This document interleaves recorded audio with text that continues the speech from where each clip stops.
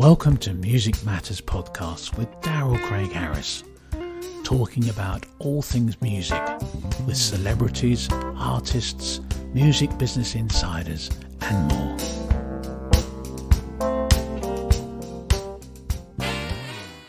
Welcome, everybody. Thanks for tuning in and listening. We have people from all over the world. We have Charlotta Kerbs from Finland. We have Darrell Craig Harris, my partner and cohort with Music Matters podcast, and normally the guy that's there in front, and I'm the one behind the scenes pushing all the buttons and things. But today we're doing a takeover, and now you've got moi, that's Nigel, and I'm in Southwest France. Welcome, guys. What a lovely privilege to see you both. How are you all doing? Doing great. Cheers from Las Vegas. Yes, thank you so much. And so nice to be here with you. It's lovely, isn't it? Isn't it? And it's amazing with the technology of the internet that we can be in all these different time zones. So one questions whether time is a constant because we're in three different places at the same time. But we're here today because I'm very excited, and I wanted to have the chance to talk to you both about your upcoming new single and your upcoming new album under the title of Charlotta Kerbs and The Strays, the Muscle Shoals All Stars. Wow.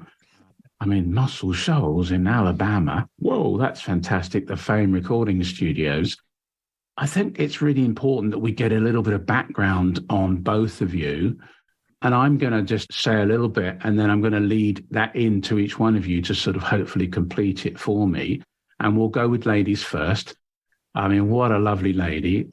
Charlotta Kerbs is a well-known singer-songwriter based in Finland, and she's released several albums with many known groups as a solo artist in Finland and Sweden, actually.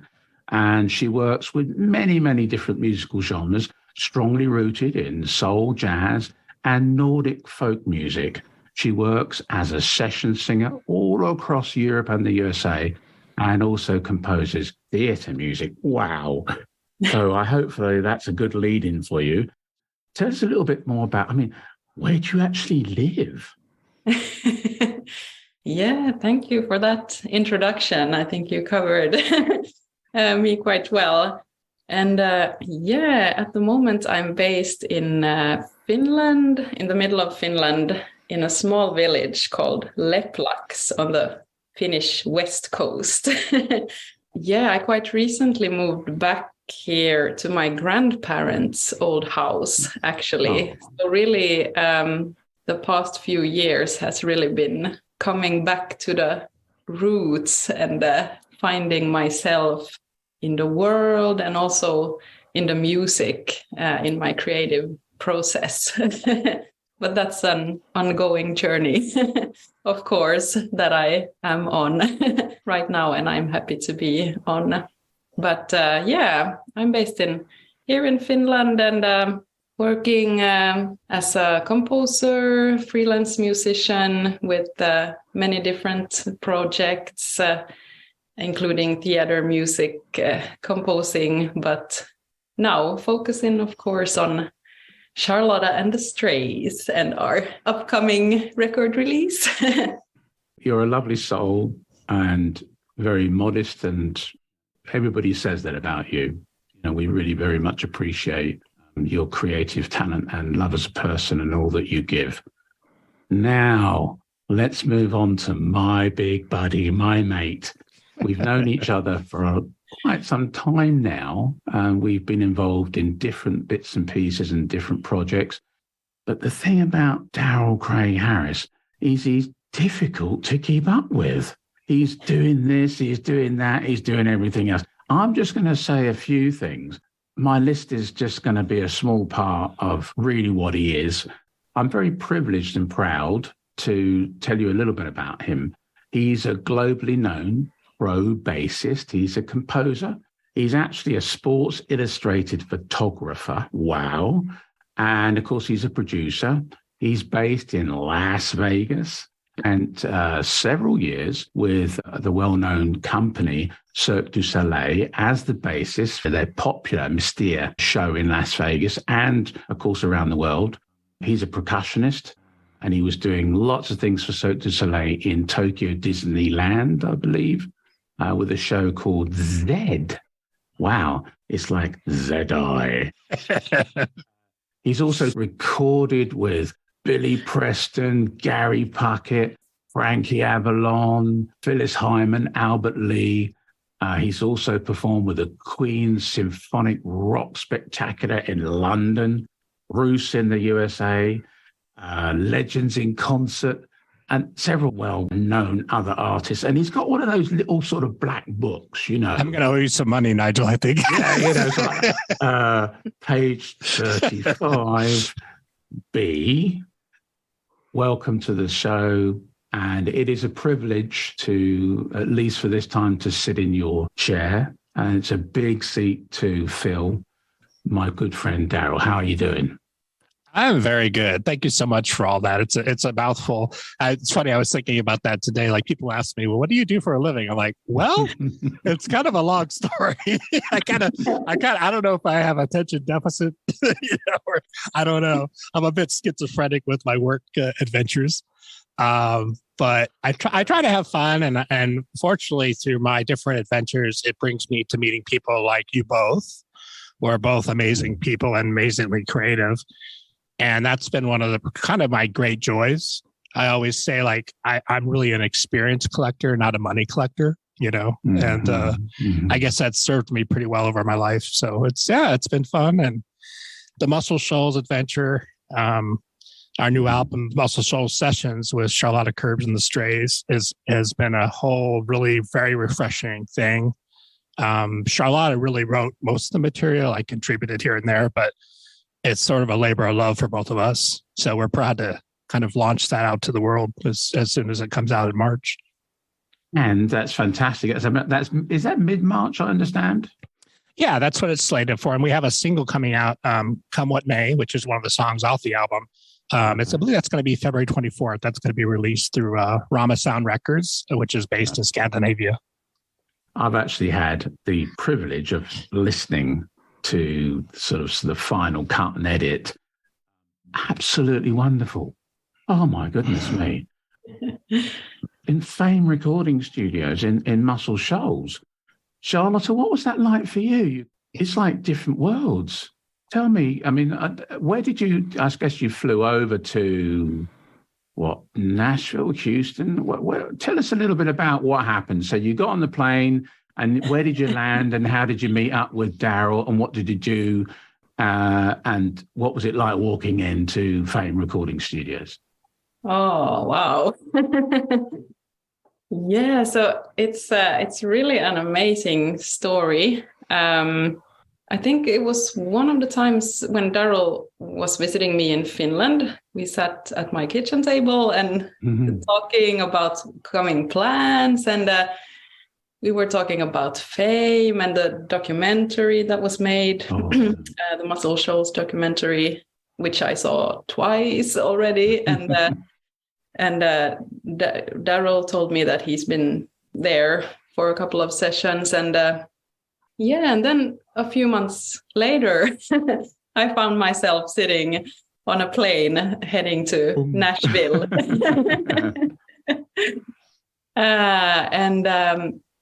So Darrell and I met up in Nashville, and we spent 3 days there just to land and get focused on the studio session. But by the way, did you go to the Grand Ole Opry by any chance? Yeah, tell them that story. Of course. Wow. Yes, we were doing great job as tourists, but yeah, obviously Grand Ole Opry. And yes, really, really great experience. And walking into the Fame recording studio was like I was crying when we turned into the parking lot, and walking in there was such a strong experience for me, like a spiritual experience also, because that was also like coming back to my roots in a way, because so many of my musical heroes that have inspired me to come to where I am today musically, have started out there in Muscle Shoals, Alabama, in that very studio. So it was like so it was like visiting a musical temple, and there's not many of them, and where music is great music has really been made, and you're right, so many famous people have chosen this particular recording studio to record music, and they could have gone anywhere in the world, but the vibe, as I understand it, in fact, I've been privileged to have some private conversations with Darrell to some degree about his experiences, and it's this, and then like you, both of you, watching the documentary and realizing that the vibe itself, which is this supposed intangible, it's such an easy 4-letter word, isn't it, to say, yet it encompasses so much in feelings that is something that sparks the creative wellspring within a musician to perhaps bring and draw out the best in them. And one of the things I've always loved about Darrell, because he has these lovely little sort of cliches, and he says that Muscle Shoals or Fame Studios, recording studios in Alabama, allows you to add the salt and pepper to your music, which is what's really, really important. And that's what gives it that sort of X factor, and it stands out. And Darrell, for you, it was, how many times was it? Was it your third time or what? Tell us about that. Well, actually, I have another friend in Finland, my friend Guge, who is a film director, music video director, songwriter. And it was kind of a similar conversation, actually. I was at his house in Helsinki, and we were talking about places to record because he wanted to go do an album. And we were just kind of brainstorming, and we had both seen the film Muscle Shoals, and we both loved that film. And I was like, we should see if we can go to Muscle Shoals, because I didn't know if it was still open or what the situation was. So we kind of came up with that idea. We contacted them. We set up a deal, and same thing. We flew into Nashville and recorded with him for over 3 days. And I really hit it off with Rodney Hall, who owns it now. Rick Hall is the gentleman that was featured in the film. Rick was Rodney's father. He was still alive when we were there with Guge, but he had just had some medical procedures. And then, so we did that album. It was great, really great experience. Amazing musicians, because we use session guys, which are the same guys that we used on our album, our Charlotta Kerbs album. Oh, right. And so we got to know those guys, Will McFarlane, Peter Levin, keyboards. Yeah. We actually had Rodney on keyboards with us, with Guge, and another guy down there, and Justin, the drummer. So that's how that happened. It was kind of the same thing. We were talking about Muscle Shoals with Charlotta, and I said, well, actually, I know those guys. I know Rodney, the owner. I'm like, let me contact them. Let's see what we can work out. And we had some help. There's a Finnish arts fund to help us out with the recording financing, and that was awesome. Very supportive in Finland for the arts, which is a huge win for everybody there for sure. So so that's kind of how that. That's exactly. So we were able to use the studio musicians that are amazing that are on this album. The guitar player had played with Bonnie Raitt for several years. Delbert McClinton, keyboard player Peter Levin was with Greg Allman. He's currently with the Blind Boys of Alabama. Justin, the drummer, has played with everybody as well down there. So it's just it's like a family.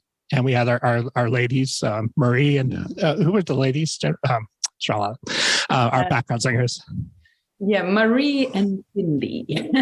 Amazing ladies.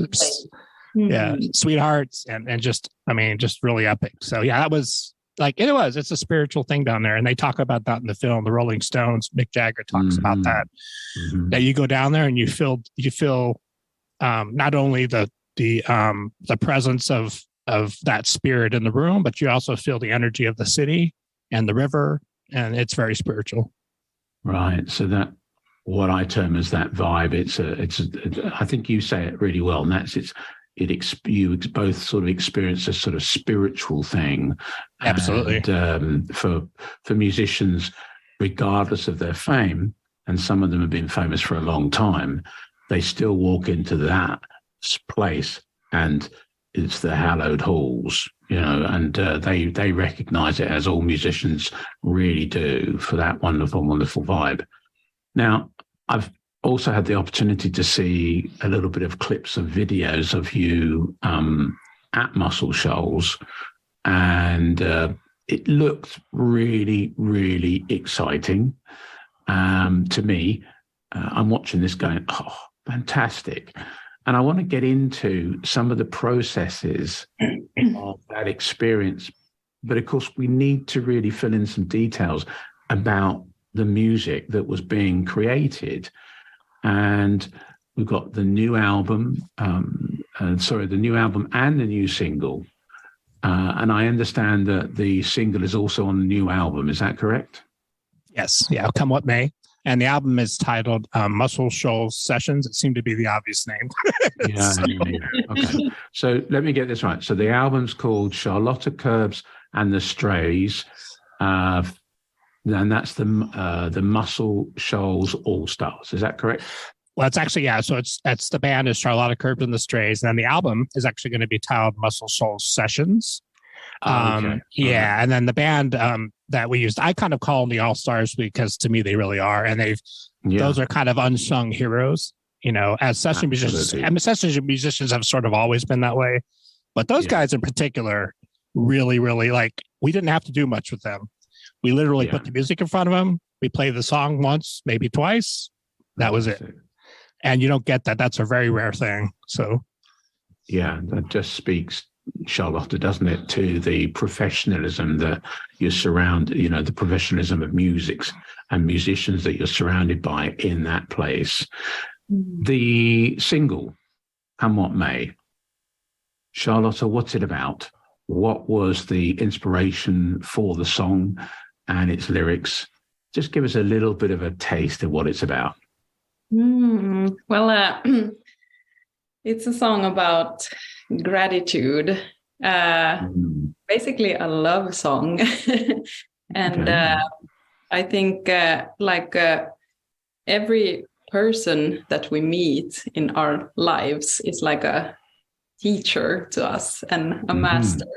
And this song is inspired by a particular person that came into my life and just made me realize many things about myself and about life. And I wanted to write this song of gratitude and about gratitude being a foundation that we may have our challenges in life. Come what may, I will still forever be grateful and have my love for this person that brought so much light into my life. So, well, thank you for sharing that. That's really, really beautifully said. And I'm going to use what I feel, and that is, I'm in awe. I also see this beautiful connection and synergy between the two of you. And there's one video on YouTube.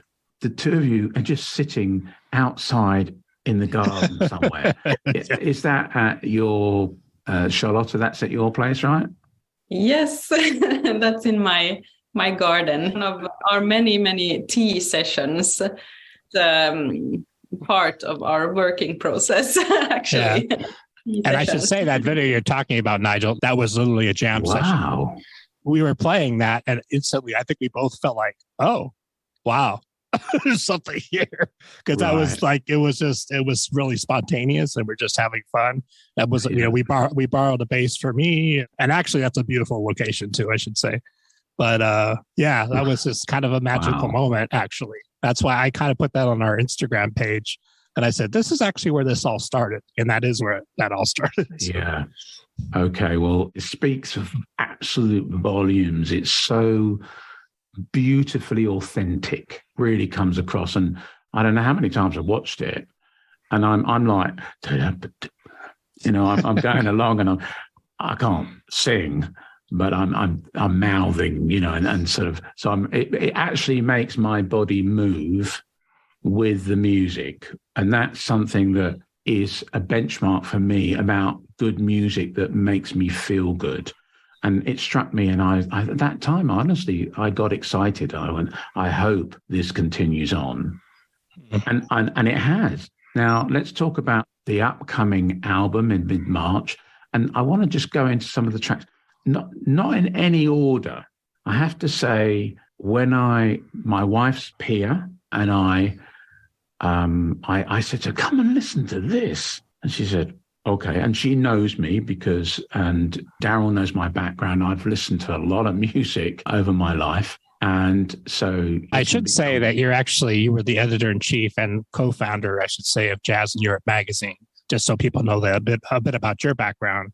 And then you have a huge background beyond that, establishing radio stations. And so I'm just saying that so people know, not because of us. Oh, well, thank you. I'm just sort of, yeah. But today, the spotlight, I want it to be on you too. I appreciate that. But thank you. And I heard Every Step I Take, and I'm like, OMG. I said, Pia, come and listen to this. And I've got some good speakers, you know, good monitor speakers in my home studio, and you can see some of my equipment behind me. And okay, I will do a little plug. Okay, personal plug. One of the things I love doing is storytelling, and I do that through voiceovers and that sort of thing. So it's something I've got more interested in over the years. I've done it for 20, 25 years.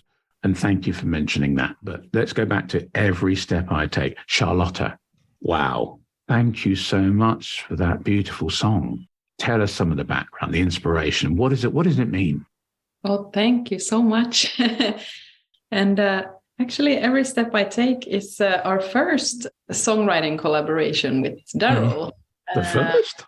Yes. You mean you had a cup of tea in the garden, and then you went and produced this premiere song as your first one? Is that correct? Well, that tells something about the magic in our duo. yeah, absolutely. Okay, please continue. Yes. So Darrell sent me a simple demo, your electric guitar playing. You had some rough idea for the song. And then that inspired me to write this story about, sort of finding one's way home. And that can mean different things, like a home to a physical place or home to oneself. Well, actually, we released it once already. We recorded it remotely. Darrell, you used your session musician friends there in Vegas, and I recorded the vocals and guitars here in Finland. But now we also had the wonderful opportunity to record it in Muscle Shoals and play with those wonderful, wonderful musicians. I kind of felt we did the tracks, the trading tracks, and we did really well. I think the song came out well. But I told when we were talking about doing Muscle Shoals, I said, you know what? I think we could do more with that song. And I felt like we should that and also one of the other songs, Janice. We had done both of those remotely, and we did well. But I felt like I wanted to treat those with that Southern authentic vibe that we got down there. And I think we really got to where we needed to go with those songs. And that's kind of how that happened. So Darrell, where would you, I'm almost like, don't ask this. Because, go ahead. Well, when I was an editor, I often had this constant battle with the music industry wanting to pigeonhole music into a particular convenient box title. Right. Yeah. Right. Yet the general public, we know in the music industry that they need some support from us to give them some indication as what that might sound like. So I've got my own sense of what your music is, but what do you feel if you had to put it under some sort of labels, Darrell? What would you call it? Or what would you say that the music genres are? What I would say to that, and I get that, and I get why people need to do that, because it helps programmers, it helps radio people, and that kind of thing. But I think to me, like, I really look more to our influences, which was like Aretha, it was Etta James. I know those are the same influences that many of them that Charlotta had, and to me, they're soul, R&B, soul music. Yeah, we're a bunch of white guys and girls doing it. But I think we bring our own flavor to it. I kind of joked to Charlotta about having that sweet Southern Finnish soul music. Yeah. And I think that's kind of where we ended up. We ended up on our own lane with a big nod to our influences and to the people that actually had recorded at Muscle Shoals. Because I think if you go there, why would you go there to do a straight pop record? I think you want to kind of soak in that soul.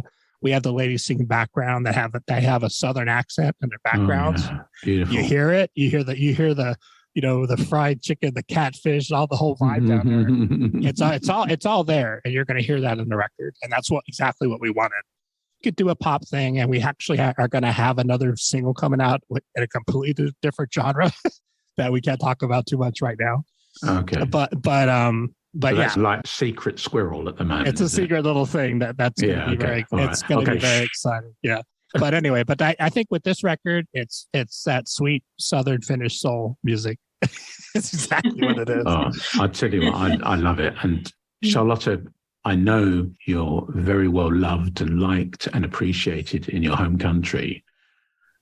This music that you're now doing with Darrell, have you had a chance to, the two of you, play some of that in Finland? And if so, how do you feel it's been accepted? Yeah, we've done some duo shows here in Finland already. And we also have an upcoming record release tour here in Finland. Yeah, the reception has been really, really good. And we talked with Darrell also several times after our gigs. We noticed we played at some bars in my town, local bars. Well, the bar gigs, people come there to talk and drink. It's more focus on the beer mostly, and that's okay. That's totally fine. But we noticed that the people have been very quiet and listening to us. Yeah. And that's a very special thing. And a special experience, and I think that tells a lot. Well, one of the clubs we did was the Black Sheep in Jakobstad, which is near where Charlotta lives, and it was a big open terrace gig, and it was actually, I wouldn't say sold out, but it was very full. I noticed as we're playing, I'm like, you know what? There's nobody talking. Everybody is listening. And I told her later, I said, that is a very rare thing. That's a very rare gift. And I'm not saying that because of me, but I think it's because of her voice. And she's a really great communicator through song, and that's a gift that not everybody has. So that was something that struck me the first time I heard her. She did a television show that a friend of mine produced called Hemma Live on Yle, which is sort of the Finnish BBC. They go into your home and they do an interview. So she's doing the interview in Finnish. So I'm like, okay, and she's like, she's a pretty girl. Okay, cool. And then she started singing, and I was like, wow. And she sang in English, and she sung in great English and super soulful. And that's how I first knew of her. Having that gift of being able to really communicate to an audience is, I've done a lot of gigs. We all have. That's a very rare thing. So, Charlotta, your vocal palette is so colorfully wide. And I saw you just, I don't know whether it was sort of Nordic vocal on this bridge. And it's like, that was captivating, I have to say. And I thought, okay, Muscle Shoals All Stars, I must say to Darrell, why don't you do Charlotta and the Kerbs and the Strays, the bridge sessions, or maybe, in the car park sessions or something, because you've got a real gift, Charlotta. I thank the universe for bringing that gift of creativity to you, and the marriage. These are my words, or you express, Charlotta, that when you're in this garden having the tea session, the first one, is that you both feel that connection between the two of you. And it really comes out with the support of other musicians in those tracks that I've heard so far. And in relationship to your voice, Charlotta, I think it's really demonstrated in the sort of a cappella style of Glorious. Yeah. Mm. Oh, wow. So Glorious, there's not much to say about the word, the track Glorious, because it speaks about the word and everything that can mean. But do you want to add anything for yourself? You tell everybody what Glorious meant for you. Yes.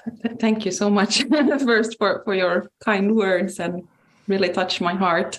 Yes, Glorious. I knew that I wanted to do an a cappella tune with the wonderful background singers there in Muscle Shoals.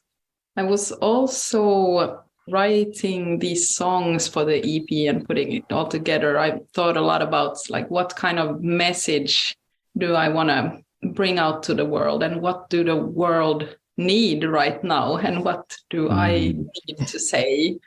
And so I think overall the songs is much about light and love and belief. Glorious is a song about all that, about letting in the light and letting out the light that we all have. And maybe it was partly also like a support song that I needed for myself at that time. The situation in the world is what it is. I maybe needed to remind myself also that we are glorious in our own light. We just have to remember to let it out and not dim that light, but shine. Yeah, allowed it to shine. Yep. Yes. It's interesting because my tenure so far in the music industry, and I've heard so much different forms of music, and I've heard what I call commercial music. Now, I'm not going to label Glorious as commercial, but I'm going to contradict myself and say it is commercial because it's a song that's right for now. And regardless of a personal perspective on what faith means for an individual, whether you celebrate an individual God or the collective universal, the source, or all of the names that people have, faith is a vital component for hope in every single one of us as sentient beings. So to me, you hit the nail on the head. Well done for that. Moving on to, I think it's Backpack Blues. Darrell, what a wicked bass line, my friend.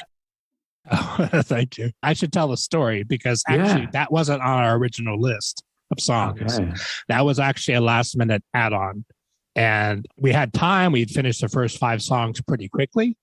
And I said, I was talking to Charlotta. I said, we should do another song. And I said, maybe like a blues song. And then she mentioned a Backpack, which we had played at the duo, I believe, right, Charlotta? Yes. And I was like, oh, so we wrote the chart in 2 minutes, 3 minutes, or however long, and we did it. And I think we did 2 takes. In between teacups.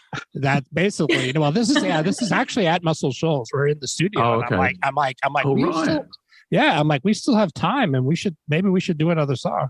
So Will McFarlane, our band leader, guitar player there, he was like, yep, let's do it. Totally awesome attitude. He sat down with Charlotta and she showed him the changes. He wrote a quick chart, copied it, boom, and we did it.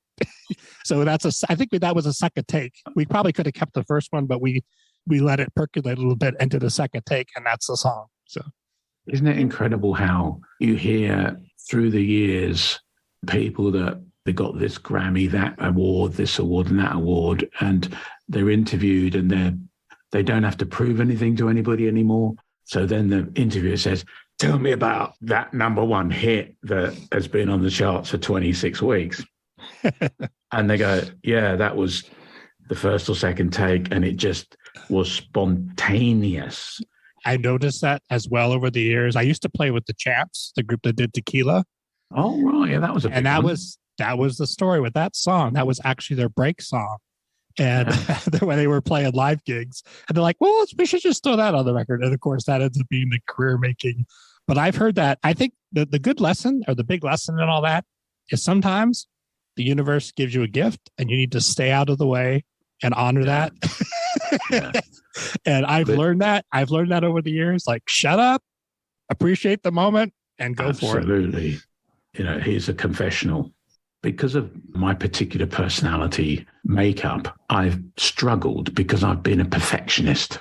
I've wanted everything to be perfect. I've gone into situations where that's overridden my creativity and my spark and my vibe. And I've sort of blocked the universal energy in something. You know, I reflect back and go, oh, what a plonker I was, because I just should have just let it go. And there are times when I've walked out and somebody said, oh, come back. For goodness sake, let's just do one more, please. And I've gone, oh, well, okay, you know. And I walked in. I'm actually relaxed now because I've got that perfectionist thing out of my head. And that's been what's been used. I'm talking about voiceover, you know. Right. And we talked about that because one of the songs, Eagle was... Well, no. Actually, I'm going to remember back up. Glorious. She had recorded that as a demo for the ladies, the track that you hear, her vocal. And they built the background vocals around that. These ladies, Marie and I'm sorry, Cindy and Marie. Yeah, sorry, I keep forgetting. They built the background vocals around that song. It was them. Like we sat there and we watched them do this and create magic based on what Charlotta had already recorded. And the idea in our minds was that Charlotta was going to come back and re-record the lead vocal. And when we came back the next day to do that, the engineer, Wes, who's awesome, Wes was like, you know what? I think you should leave it. I like the vocal. He goes, I don't see anything wrong with that vocal. And I looked at Charlotta and I said, you know, that's valid. And so we kept the demo. That's actually the demo vocal on Glorious for the lead. And that's, you know, again, like, sometimes you could perfect the soul right out of the music. Oh yeah, guilty as charged, and we all are because we're all perfectionists. None of us got here doing what we're doing by being sloppy. Yeah. But the thing is, sometimes the actual gold and the spice is in the little imperfections, and when you try to take too much out of that, it can become lifeless. The same thing in photography. Sometimes it's the moment that's the more important thing, not the technical stuff around it. Yeah. And that's very true about recording. You have to allow a magic to happen. You have to hire really good people and allow them to do what they do, which is exactly what we did at Muscle Shoals. Those guys are all years and decades of experience. So the best thing you can do is stay out of the way and give them guidance. Let them know this is our ideas, but we want you to do what you hear. And I think what we found with those guys, everybody that worked on that session was extremely happy because they were allowed to create. And I didn't want to put handcuffs on anybody. I want them to do what they do best. Right. Yeah. Well done. Your feelings on that, Charlotta? Yeah, very well said, Darrell.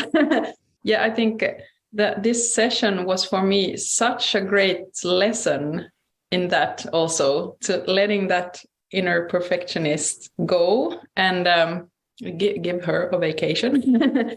And I realized so strongly there that it makes no sense, like for me, focusing on trying to achieve like sounding good, because these musicians playing make me sound good. And all I have to do is just relax and let it happen and be in the moment and trust. And it was such a magical, great lesson for me in that, and I'm forever grateful. Oh, well, both of you, congratulations for both saying that so well. That leads me on, Charlotta, to wanting to be interested to know what the inspiration is behind the song Janice? Could you share that with us? Yeah, it's a song as a tribute to one of my big musical heroes, Janis Joplin.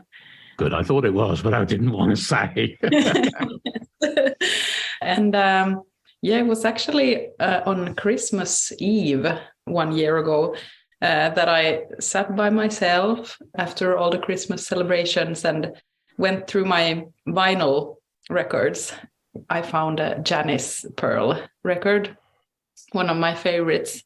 And I realized that how important she has been for me and my music. Like I started listening to 60s, 70s psychedelic rock music, and Janis also when I was 14, 15, discovered that her attitude and her freedom in music and lack of boundaries in the music set the foundation for me, really. So I just felt that I wanted to to write a tribute to her and a thanksgiving to her. Well, again, I commend you both and everybody else that's on that track, as well as all of the others, because it's like a really well-honed family that's come together, all excellent within their own individual rights, but the cake that you baked was all of the right ingredients, and it's very, very tasty. And all people, I encourage them to look out for it, get it where you can, take it and turn everything else off except the speakers and the music, and just immerse yourself in this album, as well as the single, which is on the album. Darrell, how are we going to access all of this? And how are we going to know more about Charlotta Kerbs and the Strays and their music? Share with everybody how that's going to happen. Yeah, all the usual outlets that we know of, iTunes, iHeartRadio, Spotify, so streaming and also available for purchase. We have CDs that we're doing, although CDs have not, they're not quite as popular as they used to be, but we like to have something that's physical in our hands, especially for shows, for live shows. And we might even do an LP, a vinyl, but we've talked about that. That might happen as well. Yeah, so we have our website. It's charlottakerbsandthestrays.com. And that's social media as well. We're Facebook, Instagram, Charlotta Kerbs and the Strays. And the label we were fortunate to connect with is based in Finland, but they have distribution. Well, it's global, but Finland, Scandinavia, that's Ramasound Records with our friend Robban. Robban's a special guy because he is not only a label owner, but he also books shows and has for several years. Lots of major artists. He brings artists over from the States that are many that are very well-known artists, and has done that for years. And he really, Charlotta connected with him, and he heard our music and he fell in love with what we're doing. And he likes the project. He knows the Muscle Shoals story, which meant a lot to him as well. We might even be able to get some of the Muscle Shoals over for some summer shows, or some of the Muscle Shoals musicians, because we're talking about that. We'll see. But we also have some fabulous musicians in Finland that we have worked with that are going to join us for shows coming up on our tour, March and April. And those shows are going to be in Helsinki and kind of around that area. And then we have some shows up, I think, Jakobstad, the Music Conservatory. So we have some music workshops we're going to be doing there. Also workshops possibly in Sweden coming up. So there's a whole bunch of stuff happening. And basically our thing is, not only about us, but I know personally, I love meeting musicians from other places. That was the whole idea behind the Strays. Part of our name is because we have our duo, our core group, me and Charlotta. But we also want to interact and play with other musicians. So if we go to Sweden, we're going to find the best people that we can there. And Charlotta already has some great, wonderful connections. I see. And then we're gonna do that because we want to. That's part of our mission. It's not only about us; it's about interacting with other musicians. Another part of our story is we're working on going into Abbey Road. That's So I can't say too much about that yet because it's not all done. But that's kind of on our mission sheet for this year. It's another adventure. So that's the deal. With us, it's not only about us; it's about sharing our music with people that have a similar love for that kind of music, and then also interacting with people that are musicians. People are welcome to message us. We get a lot of messages on our social media as people have heard about the project. Yeah, so we're excited. That's the oh my goodness, wow. the basic, the crust of it. So. Well, thank you for that. I'm like, whoa. I know, it's a lot. It's like in the Matrix, Neo, whoa. Yeah. That's like I said, when people ask me like, what's going on with you guys? I'm like, there is a lot going on. I'm not even saying all of it, but it's stuff I can talk about.